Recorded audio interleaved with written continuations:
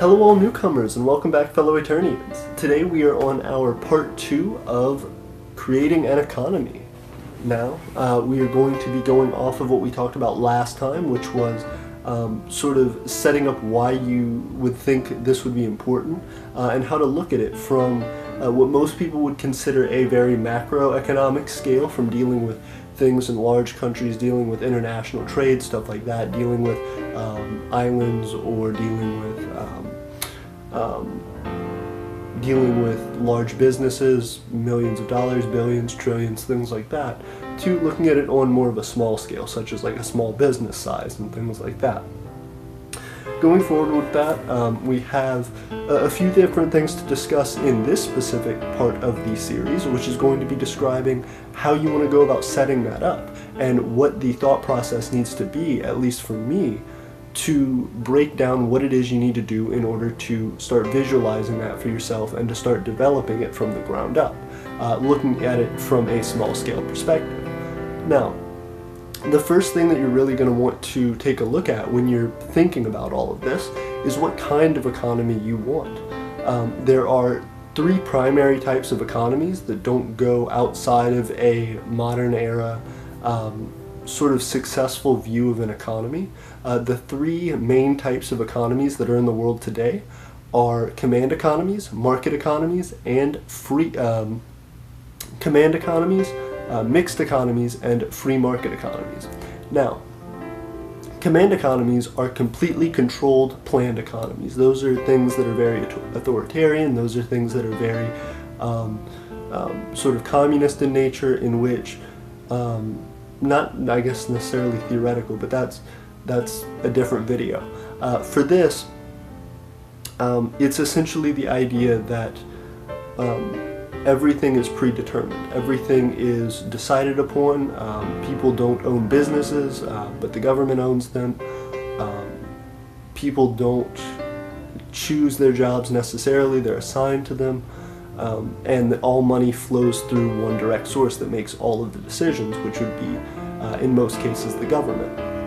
A free market economy is the complete other side. A free market economy, in theory, a completely true free market economy, is one where supply and demand controls everything. Any and all businesses that are created are based on some sort of demand and someone supplying that. All money that is passed around is based on who gets jobs at what places and how that works and what you need in your life in order to develop in that specific society. It's all based on what people want and what people need and who can supply it the best for the cheapest. And then the middle ground between those are a mixed economy, which is something like most countries have. The US, most countries in Europe, places like that have a mixed economy, which is where you have a governing body that does create regulations and does create controls on things, taxes, and sets up ways that people should work within a business mindset, but that supply and demand ultimately control things. That whether somebody can start a business or not is based on whether or not that business is feasible in the economy that you've created. Do people want what you're supplying? And that's really what those mixed economies come down to, which I think if you go into your own economic development, you'll quickly find is one of the most successful models and probably the best way to go for a lot of people. It can be argued, however, that for smaller things, command economies are more ideal, because in the sense of, say, a small business, most things aren't done democratically, most things are done from the boss down. So for small scale things, that can definitely be a way to go.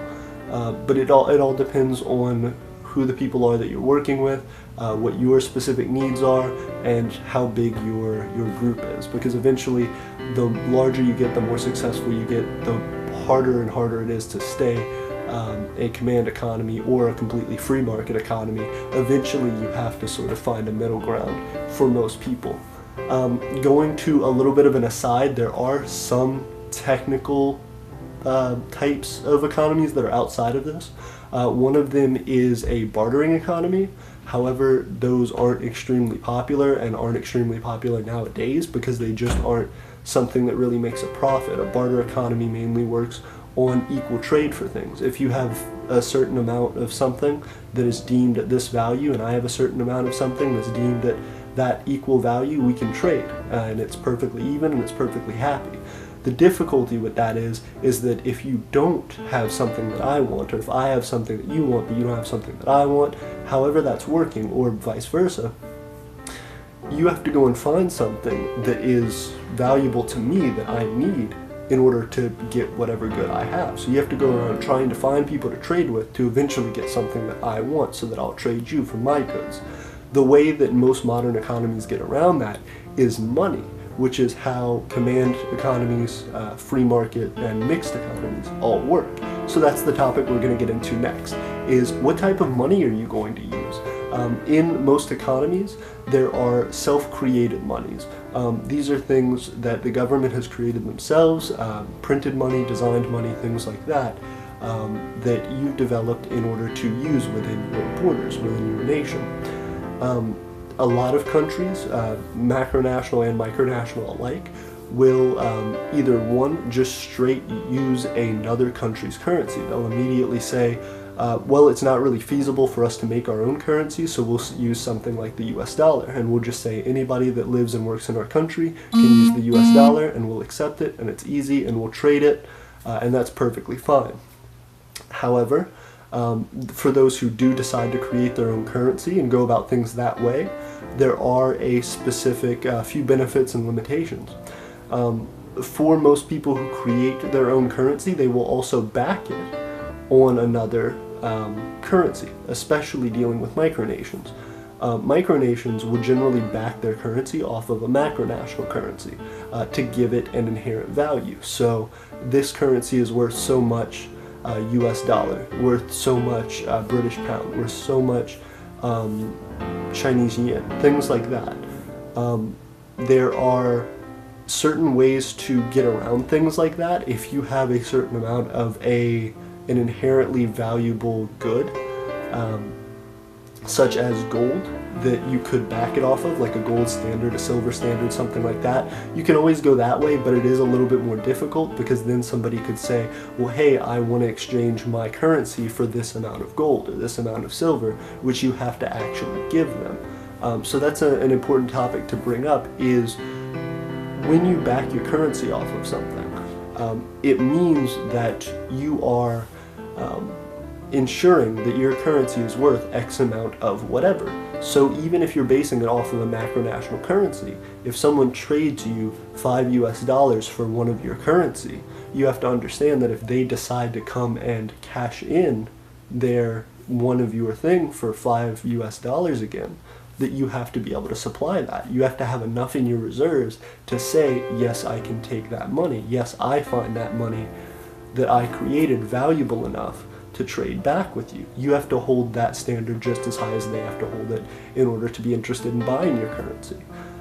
So that's a big deal, making sure that you have trust in your currency and that people believe in it. The final type of currency is a fiat currency, which is basically just promising that you are going to, that this is valuable. The US, for example, has a fiat currency. They used to be on the gold standard. You used to be able to exchange US dollars for gold. Today you can still buy gold in US dollars for US dollars, but it's not directly backed by that. You can't go to a bank and ask them to give you gold for that. So essentially a fiat currency is a promise by whatever government that you're working with that it is worth this amount, that $1 is worth $1. So, and that is financially stable. For micronations, that's a lot more difficult because it's hard for people to buy into something that's not backed if it's small. So generally backed economies are going to be a little bit better than, say, a fiat-based for micronations, but if you can get people to believe in your currency completely fiat-based, more power to you. So the final thing to talk about with currencies is that when you have something like that set up, and when you have something like that you're going about developing, make sure that people understand how you have decided to go about that. If you are doing a backed currency and people are trying to do transactions and things like that, you're taking people's money and you're giving it out for your currency, one thing to remember about that is that you can always set up different rules and different stipulations. For example, you can buy as much of my currency as you want, but you can only get back during one single transaction a certain amount for a trade back. So if my currency is worth $1 for one Aeternia note, then if you want to get back, if you have 20 Aeternia notes and you want to cash in $20, you may not be able to do that. You may be able to only cash in 15 at a time back for US dollars. And that just can keep a little bit of a buffer. Having a cap like that can keep a little bit of a buffer between your reserves, your ultimate backing reserves, so that you won't completely run out of money and people need their own currency back. Because the less you have in your reserves, the less financially stable your currency is, the more likely people are to say, I'm not comfortable with this investment anymore and I want to pull my money out for something more safer, like a macronational currency.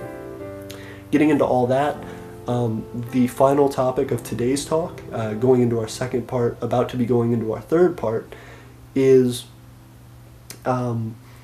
what are you giving for your currency? Why is your economy worth anything?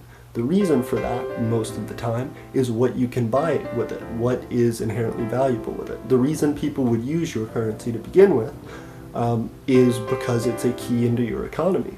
You can set up a system, if you have your own currency, where, hey, you can trade US dollars or whatever it is you're using for my currency, and then that allows you to buy anything within my nation's borders, which you cannot do unless you have this specific currency. So it incentivizes people to buy your currency. However, you have to keep in mind that that means you have to have valuable things within your economy and within your society that people want and that people find valuable. Because if they can find it cheaper, better made, at a higher quality outside of your country, outside of your nation, outside of your economy, then it is less likely that they will find your economy and therefore your money very useful to them.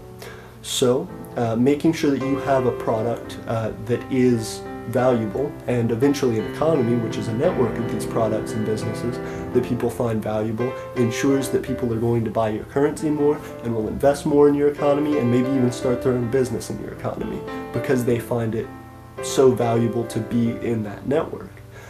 They may be able to get things for their business cheaper if they are part of your economy. And that can go into deeper things that we might end up covering in like an advanced economics course if you guys would be interested. Delving into things like how you can design things for specific businesses and how you can do different taxes and stuff like that if you end up getting into a situation where you have several different business partners trying to work together in the same micronational economy. But we're going to save all that. As far as industries in an economy, things that you want to look at, things that are important to think about when you're developing your own, because right off the bat, most likely you're not going to have people rushing your door to try and get into your economy that doesn't have anything to sell yet. So how to start your own industries in your economy and how to start thinking about things that make your economy valuable. Think about things that you're good at. Think about trades or things that you have that are inherently valuable. If you have a really large coin collection or something like that that's really valuable, if you were comfortable parting with that, you could start to sell and trade those, which might give your country a bit of value. If you like to grow plants and you are good at agriculture, you can always sell things at different produce stands and at farmers markets and stuff like that, which might make your country valuable. As well, if you have a trade that you're really good at, if you can weld, if you can make art, if you can make crafts, if you can make music, whatever it is that you're really good at that people would find interesting and would pay money for, that is your ticket into creating this economy and creating an industry that people find valuable. So that's right off the board the first way to start thinking about those concepts for what your first business is going to be, what your first industry is going to be within your economy, because then you can always recruit people to build more. The second thing Look at the macronational world. If you can't immediately get ideas for what you are good at, look at the macronational world around you. Look at the country that you're in, look at the society, the community that's around you, and see what would be valuable to them. What is something that you've seen driving around, walking, working, living in this area that is valuable that nobody's doing, or that very few people are doing, or that is something that's really valuably needed, that people would pay money for? What is something that you could start potentially that would give people a great deal of help? Because where there is that making of people's lives more comfortable, people are generally willing to pay money for it. So if you can tap into a market that someone else hasn't really gotten a hold of yet, you can happen to make quite a bit of money, and as well, if it's in your macronational community, you can draw a lot of attention to your micronation because people are interested in where this idea came from. The third thing as well to start looking at is your micronational allies. If you happen to have any micronational allies that you're set up with, that you trade with, or that do things on their own, that are industrious and economical, look at what they need. If they have a specific growth plan, if they have specific things they're trying to do, look at things that they might need in order to continue to grow, in order to build their economy, in order to fund whatever their industry is. And try to design industries yourself around their needs. If they're a farmer and they have agriculture, try and create things like fertilizers for them. Try and create things like mulch or like manure, something like that, if that's something that you would have in your area. Try to develop things like if you could build them a fence, or if you could do a service for them, if you could do electrical work or whatever it is that would give you an inherent value to them, and that they would be happy to trade for whatever it is their product or service is, because that not only increases your alliance, gives you a better trade partner, but also can make you a valuable asset to them, and then want to spend money in your economy, which means buying more of your currency, which means that your currency is a safer bet, because you can potentially get that trade ally to start taking your currency in their nation, because that means that they have more advantage to trade with you, because they've gotten more of your currency, which they can trade in with you for goods and services. And that means that you can tell people who buy into your currency that, hey, you not only get to purchase things in this economy, but also in this other economy with the same currency. So it makes your currency stronger.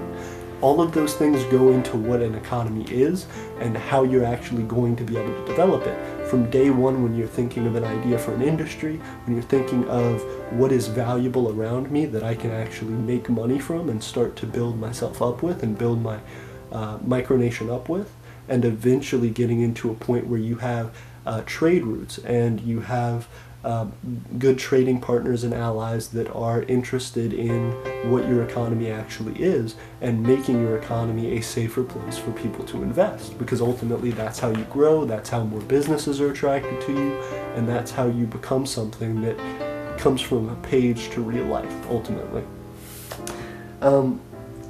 And I think that's about it. The only other thing that I would suggest is to look at what your culture is, and to look at what it is that makes your micronation unique. If you already have a good self-identity, that's a great place to start, because making that more ingrained in your society, if you can create industries that are around something really quirky or unique about your micronation, that makes it even better. That makes it more attractive to tourists and things like that, who might want to spend money just to come and see your micronation, let alone spend things on it that are about it. So you never know what little hints and places you can find for making money in your nation, and ultimately making large industries within your nation. I think that is about it for our first delve into what it takes to start looking at industries, creating an economy, and developing it into something that will go from 0 to 100 really, really quick. So I thank you all so much for watching. I hope you enjoyed the video, and I hope you got something out of it. If you did, please let me know down in the comments, and if you have any questions, I would love to talk about this topic more, and honestly, I am really excited about it. So if anybody has any questions about my economy specifically, if you have ideas about your economies, if you just want to start a dialogue about all this, please let me know. If you have questions, if you have something else that you think about this that you'd like me to include in another video, let me know, because this is something that's important to a lot of people and that I feel like there's not enough talked about with it. There's not enough people who are trying to get these ideas out there. So I think starting that little momentum of building people up can go a long way. Thank you all very much for watching, and I will see you for the third part of this series, which will be discussing how to pursue and develop those industries, how to go from the idea, the concept of what it is that you're looking for into developing it step by step, going from yourself to your initial stages of going out and trying to pitch this to people, to building it up into a full-fledged industry with lots of people and lots of trade networks and things like that. So thank you all very much, and I will see you in the next video.